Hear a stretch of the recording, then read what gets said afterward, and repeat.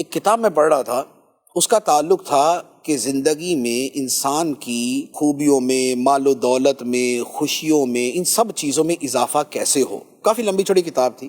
اس کا جو آخری نتیجہ تھا نا، وہ بیسیکلی اس کتاب کے نام میں تھا، اور جو اس کا نام ہے وہ قرآن پاک کی آیت جو ہے وہ وہی والی چیز بتا رہی تھی۔ کتاب کا نام تھا دا پاور آف گریٹیٹیوڈ، شکر کی طاقت۔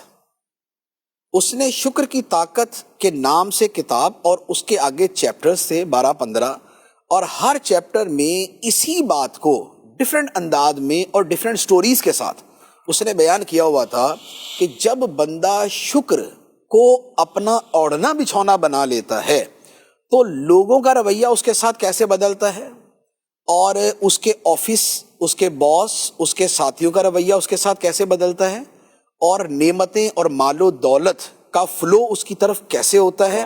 یہ پورا اتنا یعنی کہ ایک جاندار انداز میں بیان کیا ہوا۔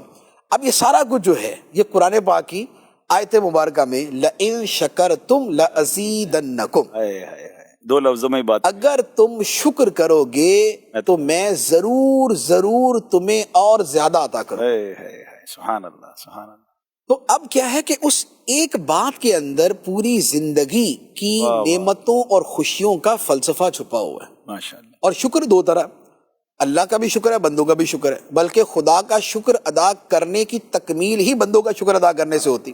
حدیث میں فرمایا من لم یشکر الناس لم یشکر اللہ، جو انسانوں کا شکر ادا نہیں کرتا وہ اللہ کا شکر بھی ادا نہیں کرتا۔